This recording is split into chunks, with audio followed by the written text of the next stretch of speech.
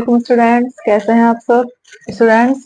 मैंने अध्याय first chapter first पूरा कंप्लीट करा दिया है क्लास 11 का। आज आपका सेकंड चैप्टर स्टार्ट होगा।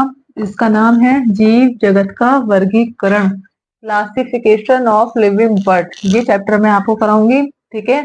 तो आप वीडियोस को देखते जाइए, जो भी वीडियोस मैं अपलोड करती रहूंगी वो आप हर वीडियो को देखिएगा, तभी आपको अच्छी समझ में आएगा, ठीक है। चलिए हम अपना चैप्टर आज का स्टार्ट करते हैं। देखिए, जीव जगत के बारे में मैंने आपको फर्स्ट चैप्टर में बहुत डीप से समझा दिया है, वो आपको पता है जीव जगत क्या है, ठीक है।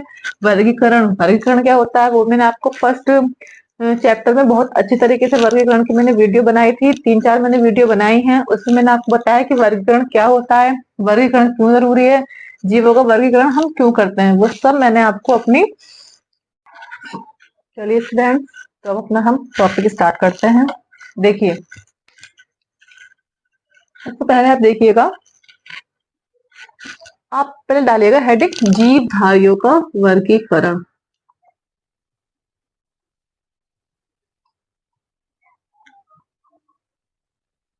जो इस चैप्टर का पहला टॉपिक है वो है जीवधारियों का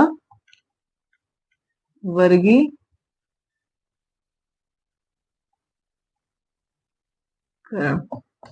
देखिए, सबसे पहले क्या हुआ था, जो सर्वप्रथम वर्गीकरण दिया था वो किसने दिया था, वो अरस्तु ने दिया था। हम आपको बताएं कि अरस्तु ने जो हमें वर्गीकरण दिया था, सर्वप्रथम सबसे पहले वर्गीकरण दिया था हमें अरस्तु ने। तो अरस्तु ने क्या बताया, अरस्तु ने क्या किया, सिर्फ 2 वर्गों में विभाजित कर दिया पौधों को। पौधों को किसमें विभाजित करा, पौधों को और जंतुओं, ये 2 वर्गों में, सभी जीवों को इन 2 वर्गों में विभाजित कर दिया। तो पौधों के अंतर्गत किस किस को रखा, शाख, झाड़ी और वृक्ष।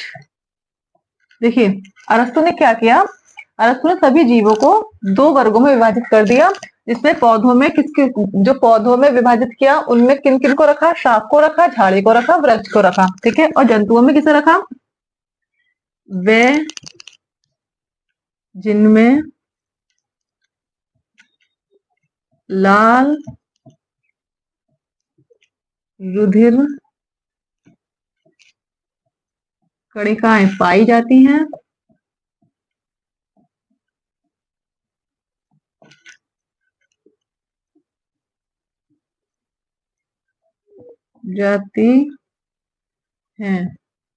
और दूसरी वे जिनमें लाल रुधिर कणिकाएं नहीं पाई जाती।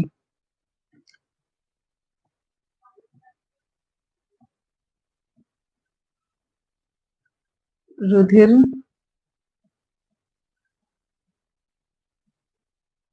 कणिकाएं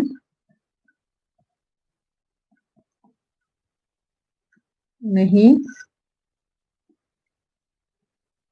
पाई जाती। अब आप देखिए, अब यहाँ आप समझिए, देखिए, जो सर्वप्रथम हमें वर्गीकरण दिया, तो सर्वप्रथम वर्गीकरण हमें सबसे पहले वर्गीकरण किसने दिया, सर्वप्रथम वर्गीकरण हमें दिया अरस्तु ने।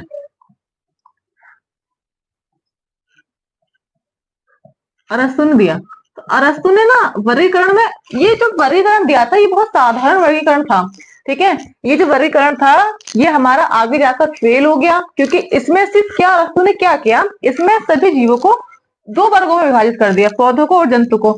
अब इनमें कुछ ही समानताएं देखकर उनको, अब शाख, झाड़ी, वृक्ष, ये इनमें समानताएं ज्यादा नहीं पाई जाती, इनमें कुछ ही समानताएं पाई जाती हैं, जिसके बेस पर उन्होंने पौधों को, इन सभी चीजों को एक ही वर्ग में वर्गीकृत कर दिया, एक ही वर्ग में सबको रख दिया। जंतु को क्या किया, जंतुओं को उन्होंने सिर्फ एक ही उन्होंने चीज देखी कि जिन जंतुओं में रुधिर कणिकाएं पाई जाती हैं उनको अलग रख दिया, जिनमें रुधिर कणिकाएं नहीं पाई जाती, लाल रुधिर कणिकाएं, उनको अलग रख दिया, बस। उसके अलावा उन्होंने हमें कुछ नहीं बताया जंतुओं में, एक कोशिकीय जंतु या बहुकोशिकीय जंतु, ये उन्होंने कोई किसी भी चीज का वर्गीकरण नहीं किया।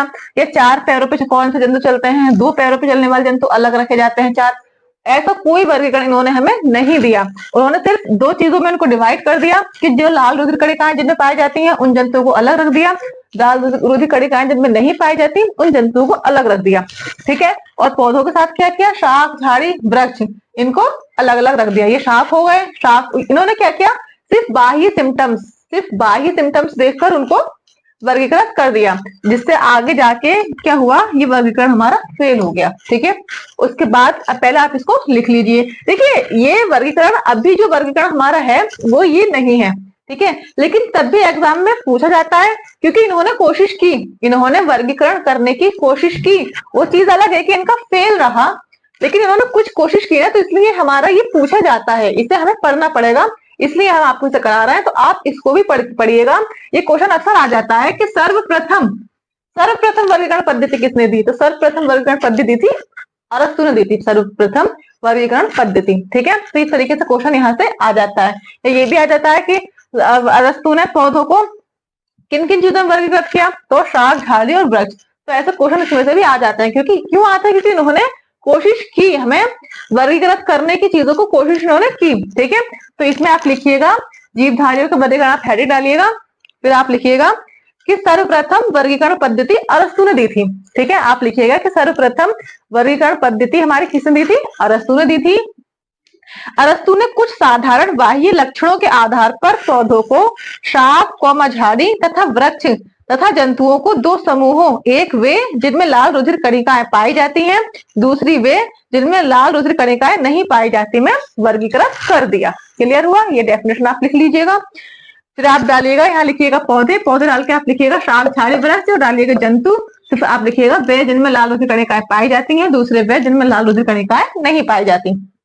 आगे देखिएगा, ये आपका हो गया सर्वप्रथम वर्गीकरण किसने दिया, अरस्तु ने, उसके बारे में हो गया। इसके बाद कुछ नई चीजें आई, कुछ चीजों को डेवलपमेंट किया गया, इस वर्गीकरण में सुधार किया गया। इसमें सुधार किसने किया, इसमें सुधार बाद में हुआ। ये पद्धति हमें किसने दी, ये पद्धति भी पूरी तरीके से काम नहीं करी, ये भी पूरी तरीके, जो अब मैं आपको पढ़ाऊंगी द्विजगत वर्गीकरण पद्धति, ये जो पहली वाली वर्गीकरण पद्धति है उसके देखो इसमें इंप्रूवमेंट हुआ। जो अरस्तु ने वर्गीकरण पद्धति दी थी उसके अकॉर्डिंग इसमें इंप्रूवमेंट हुआ, लेकिन ये पहले के टाइम में मानी जाती थी, जब ये दी गई थी उस टाइम पे मानी जाती थी, लेकिन अब इस पद्धति का, अब जो पद्धति हमारी है, जो हम अब पढ़ रहे हैं, उससे ये बहुत अलग है, ठीक है। लेकिन हाँ, पहले वाले से इसमें थोड़ा इंप्रूवमेंट हुआ, तो इसलिए हमें ये पढ़नी पड़ेगी, और इसमें से क्वेश्चंस भी आते हैं, क्योंकि इन्होंने कोशिश की, हमें अच्छी वर्गीकरण पद्धति देने की कोशिश की। तो ये द्विजगत वर्गीकरण पद्धति दी थी हमें, किसने दी, कैरोलस लीनियस ने दी। किसने दी, कैरोलस लीनियस ने। इन्होंने क्या किया, यहाँ आप समझिए, कैरोलस लीनियस ने हमें ये पद्धति दी। इन्होंने क्या किया, इसका नाम है द्विजगत। इन्होंने क्या करा, सभी जीवों को दो जगत में बांट दिया, तभी तो इसका नाम द्विजगत वर्गीकरण पद्धति है, ठीक है। इन्होंने क्या किया, सभी जीवों को दो जगत में बांट दिया, पहला पादप और दूसरा जंतु। अब इन्होंने पादप में किसे किसे रखा और जंतु में किसे किसे रखा। इन्होंने क्या किया, पादप में इन्होंने क्या किया, जितने भी हरे पेड़ पौधे हैं, पौधे, comma, mushroom, comma, lichen, comma, मांस, कोमा, जीवाणु। इन्होंने क्या किया, इन सभी को पादप जगत में रख दिया, और जंतु जगत में इन्होंने किसे रखा, जंतु, कोमा, पैरामीशियम, कोमा, अमीबा। इन सभी को युगलीना, इन सभी को जंतु जगत में रख दिया। पादप जगत में इन्होंने पौधे, मशरूम, लाइकोन, मॉस और जीवाणु, इन सभी को रख दिया। जंतु जगत में इन्होंने जंतु, पैरामीशियम, अमीबा, युगलीना, इन सभी को रख दिया। अब इनकी जो फेल हुई द्विजगत वर्गीकरण पद्धति, वो क्यों फेल हुई, क्योंकि इन्होंने हमें नहीं बताया, पौधों में इन्होंने सभी को एक वर्ग में रख दिया। इन्होंने हमें ये नहीं बताया कि कौन से पौधे प्रकाश संश्लेषण करते हैं, कौन से पौधे प्रकाश संश्लेषण नहीं करते, ठीक है। ये हमें जानना बहुत जरूरी था हमारे लिए। या ये जो पौधे मशरूम लाइकॉन ये सब समान नहीं है, ये सब अलग अलग है, लेकिन इन्होंने क्या किया, सभी को पादप जगत में रख दिया, जबकि इनके अंदर अलग अलग, इनके अंदर समानताएं नहीं पाई जाती, इनके अंदर बहुत कम समानताएं पाई जाती हैं। उसी बेस पर इन्होंने इन सभी को पादप जगत में रख दिया। ठीक है, इसमें जंतु जगत में इन्होंने क्या किया, अब जंतु पैरामीशियम, पैरामीशियम क्या है, एक कोशिकीय, जंतु क्या होते हैं, बहुकोशिकीय। इन्होंने डिफाइन नहीं किया कि बहुकोशिकीय क्या होते हैं, एक कोशिकीय क्या होते हैं। इन्होंने क्या किया, एक कोशिकीय, बहुकोशिकीय, जंतु, पैरामीशियम युग, इन सभी को जंतु जगत में रख दिया। ठीक है, तो इससे हमें कुछ, इन्होंने हमें नहीं बताया कि एक कोशिकीय है, ये बहुकोशिकीय है, ऐसा इन्होंने हमें नहीं बताया। पौधों में इन्होंने हमें नहीं बताया कि पौधे कौन से प्रकार संश्लेषण करते हैं, कौन से प्रकार संश्लेषण नहीं करते। ठीक है, और भी बहुत सी चीजें थी जो हमें इस पद्धति से पता नहीं चली, इस द्विजगत वर्गीकरण पद्धति से हमें पता नहीं चली। तो ये द्विजगत वर्गीकरण पद्धति में, और जो मैंने आपको पहले बताई थी, जो अरस्तु ने पद्धति दी थी, उसमें हमें सिर्फ इतनी ही चीजें पता चली। ठीक है, तो ये क्वेश्चंस आप करिएगा, क्योंकि ये एग्जाम में आते हैं, पूछे जाते हैं। अब मैं नेक्स्ट वीडियो में आपको कराऊंगी जो पद्धति अब चल रही है, जो सक्सेसफुल हमारी रही, वो है हमारी पांच जगत वर्गीकरण पद्धति। जो पांच जगत के बारे में मैंने आपको फर्स्ट चैप्टर में ही बताया था कि कौन कौन से हमारे पांच जगत होते हैं, मोनेरा, प्रोटिस्टा, कवक, पादप, जंतु। ये हमारी जो पांच जगत पद्धति है, ये हमारी हम पढ़ रहे हैं, और इसी के अकॉर्डिंग सभी जीवों का वर्गीकरण हुआ। वर्गीकरण में जो जीवों को वर्गीकृत किया गया वो इसी पद्धति के अकॉर्डिंग किया गया। ठीक है, तो ये पद्धति मैं आपको नेक्स्ट वीडियो में बताऊंगी। नेक्स्ट वीडियो आप मेरी देखिएगा। जब तक आप भी, जो मैंने अभी पद्धति आपको पढ़ाई है, द्विजगत के लोग, बहुत से बच्चे कंफ्यूज रहते हैं कि पांच जगत वर्गीकरण पद्धति क्या है, द्विजगत वर्गीकरण पद्धति क्या है, ये क्या है, हम कैसे, बहुत ज्यादा कंफ्यूजन क्रिएट करती है ये चीजें। तो इसलिए मैंने आपको ये वीडियो आज इसीलिए बनाई है कि द्विजगत वर्गीकरण पद्धति हमारी पहले वाली पद्धति थी, जो पांच जगत वर्गीकरण पद्धति से पहले दी गई थी, ये फेल रही।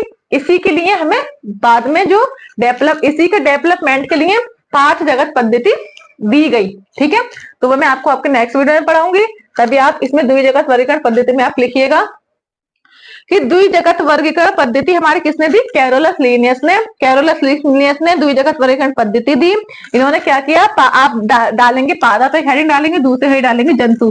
तो पादप में आपका लिखेंगे पौधे, मशरूम, लाइकॉन, मॉस, जीवाणु। ठीक है, जंतु में जंतु, पैरामीशियम, अमीबा, यूग्लिना, जब आप लिखेंगे। फिर आप लिखेंगे कैरोलस लीनियस ने सभी जीवों को दो जगत में बांट दिया, पादप जगत और जंतु जगत। सभी हरे पौधे, समुद्री घास, मशरूम, मांस, लाइकेन, चीड़ तथा जीवाणु को पादप जगत में रखा। जंतु जगत में बहुकोशिकीय जंतुओं के साथ साथ एक कोशिकीय जंतु जैसे अमीबा, पैरामीशियम, यूग्लिना को भी रख दिया गया। ठीक है, आगे आप लिखेंगे द्विजगत पद्धति में जंतुओं को यूकैरियोटिक तथा प्रोकैरियोटिक, एक कोशिकीय तथा बहुकोशिकीय, प्रकाश संश्लेषण करने वाले, प्रकाश संश्लेषण नहीं करने वाले पौधों में वर्गीकृत नहीं किया गया, अतः इन जीवों के बीच विभेद स्थापित करना संभव नहीं हो पाया। समझ में आया? इन्होंने हमें नहीं बताया कि प्रोकैरियोटिक जीव कौन से है, यूकैरियोटिक जीव कौन सा है, कुछ नहीं बताया। तो इसलिए इसमें ये जो हमारी पद्धति रही है सक्सेसफुल नहीं रही। ठीक है, तो आज की वीडियो में इतना ही, अब मिलते हैं आपकी नेक्स्ट वीडियो के साथ। तब तक के लिए अल्लाह हाफिज।